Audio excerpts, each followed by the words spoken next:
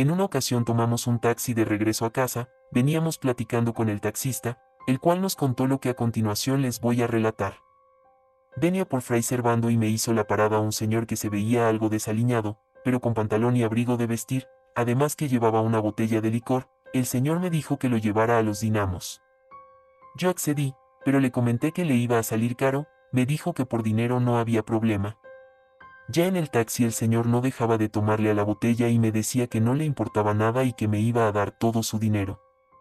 Mis hijos ya tienen su carrera y sus casas, es más, llévame a un cajero y te doy todo mi dinero. No, como cree, señor, lo llevo a los Dinamos, pero hasta ahí. En el camino me iba dando billetes de 500 pesos y me insistía en que lo bajara en un cajero mientras me contaba que había sido futbolista y el pinche dinero le sobraba. Ya llegando casi a los Dinamos el señor me dijo que lo llevara hasta arriba, a lo último de la colina. Como ya le había aceptado los billetes, pues tampoco quise quedarle mal. El señor me insistía que ahí donde lo iba a dejar, entrara y que me daría más dinero. Por un momento sí pensé en entrar, pero como ya era tarde solo lo iba a bajar para irme rápidamente. En el lugar donde lo bajé era un terreno enorme y todo bardeado. Me dijo que lo dejara en ese terreno, pero no se veía ninguna puerta. Cuando lo bajé me seguía insistiendo. Ándale, acompáñame. No, señor, muchas gracias por el dinero, pero mejor ya relájese, no tome mucho. Al bajarlo tuve que subir más para darle la vuelta al terreno bardeado y bajar por el otro lado. Al ir bajando a la misma altura en la que dejé al señor, pero del otro lado, ¿cuál fue mi sorpresa? Que ahí estaba el mismo sujeto y me decía adiós con una ligera sonrisa. Esa escena me erizó la piel, ya que no había forma en que el sujeto pudiera haber rodeado el terreno tan rápido, si unos segundos antes lo había dejado del otro lado. Además, jamás pude ver una puerta en ese terreno.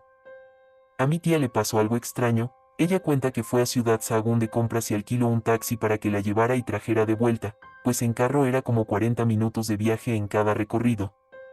Así que, cuando ya iban de regreso, ella y el taxista venían platicando, cuando por los retrovisores ambos vieron que se acercaba una camioneta negra, desde atrás con velocidad alta. Mi tía iba visualizando la camioneta por lapsos al igual que el taxista. Cuando ya estaba cerca la camioneta, el taxista bajó la velocidad para dejar que los rebasara.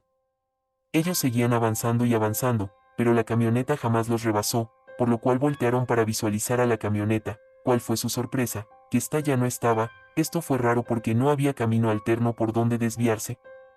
Además, que, al platicar y tratar de recordar detalles del conductor, no recuerdan detalle alguno.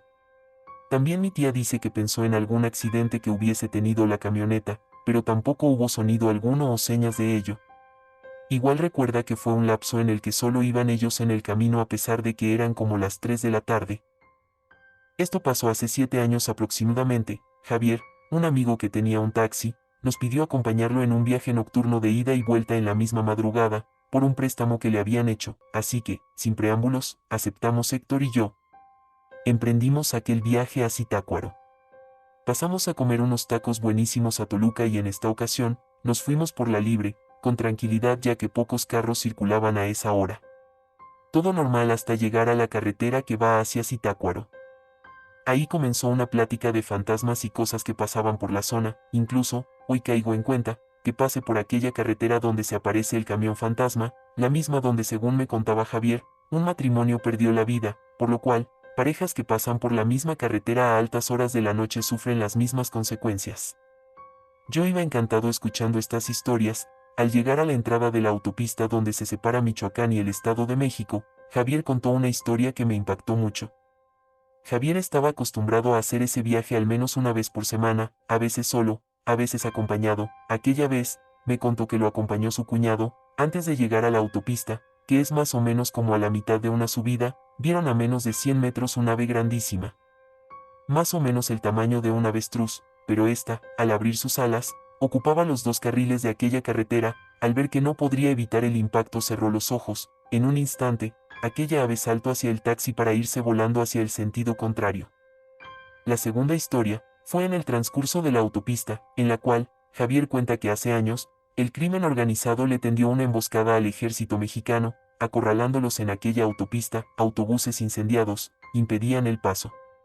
Decía que venía ya de regreso de su encargo, cuando al llegar a un punto, había un retén del ejército, por lo cual lo bajaron y lo inspeccionaron. Al estar todo en orden, lo dejaron ir, metros adelante, donde termina la autopista, otro retén lo detuvo, preguntó si estaban en busca de alguien, pues era la segunda vez que lo paraban. Al interrogarlo en donde lo habían parado, él dio la ubicación.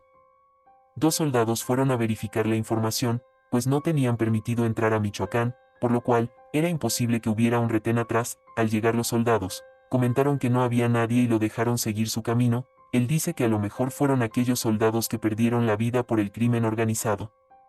Esa misma noche, de viaje nocturno y escuchando estos relatos, al ir por zona de bajada, muchas curvas y neblina densa, de reojo, alcancé a ver unas figuras vigilando desde los árboles cerca de la carretera. Solo recordé lo que me dijo Javier: si ves algo, no te alteres y cierra los ojos. Justo entre aquella neblina, siluetas sobre la carretera cruzando y uno que otro grito de dolor. Lo único que les puedo decir es que, si van a salir de noche a carretera, háganlo acompañados, pues no saben qué cosas los están esperando ahí afuera.